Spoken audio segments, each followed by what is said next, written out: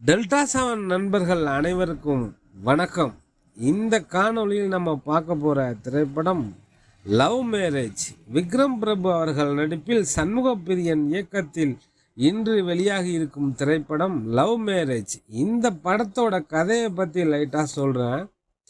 உசிலம்பேட்டையில் துணிக்கடை வச்சிருக்கார் நம்ம ஹீரோ விக்ரம் பிரபு. அவருக்கு கல்யாணம் பண்ணுறதுக்கு ஏகப்பட்ட இடத்துல பொண்ணு பார்க்குறாங்க.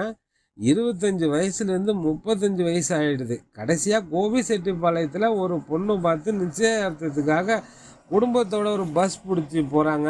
நிச்சயார்த்தம் நடக்குது. கொரோனா காலகட்டம். இதனால் அந்த ஊர்லேயே தங்குற மாதிரி ஆகுது.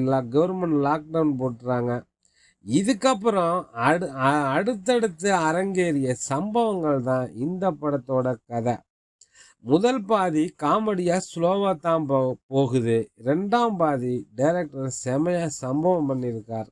ரெண்டாம் பாதி செகண்ட் ஹாஃப் ரொம்பவே சூப்பராக வந்திருக்கு. 2001 வெளிவந்த மின்னலே அப்படின்னு ஒரு படம், மாதவன் அப்பாஸ் ரீமாசன் நடிப்பில் வெளிவந்த மின்னலே படம் மாதிரி ஒரு சூப்பரான கிளைமேக்ஸ் இந்த படத்துலையும்.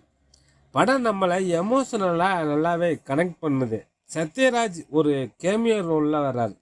ரமேஷ் திலக், அருள்தாஸ் அவங்கவுங்க கதாபாத்திரத்தை செமையாக செய்திருக்காங்க. சுஸ்மிதா பட், மீனாட்சி தினேஷ் ரொம்ப சூப்பராக பண்ணியிருக்காங்க. சியான் ரோல்டன் மியூசிக், பேஜாரானின் பாட்டு ரொம்பவே சூப்பராக வந்திருக்கு. ஸ்வேதா ஸ்ரீ ப்ரொடியூசர், பரத் விக்ரமன் எடிட்டிங் செமையாக செய்திருக்கார். இந்த படம் 2022 தெலுங்குல வெளியான அசோக பலமலு அர்ஜுன கல்யாணம் அப்படின்னு ஒரு படத்தோட ரீமேக் தான். சீன் பை சீன் தெலுங்கில் வந்த கதையை அப்படியே எடுத்திருக்காங்க. விக்ரம் பிரபு ரொம்ப சூப்பராக பெர்ஃபார்ம் பண்ணியிருக்கார். 90s கிட்ஸுக்கு இந்த படம் ரொம்பவே பிடிக்கும். இதுவரை திருமணம் ஆகாமல் 30 வயசு தாண்டி இருக்கிறவங்க இந்த படம் ரொம்பவே பிடிக்கும். ஒரு feel good family drama comedy emotional படம் பார்க்கணும்னு நினைக்கிறவங்க இந்த படம் பாருங்க. ஓகே ஃப்ரெண்ட்ஸ், மீண்டும் வேறொரு கதையில் டெல்டா செவன் நண்பர்களை சந்திப்போம். டெல்டா செவன் நண்பர்களுக்கு நன்றிகள் பல பல.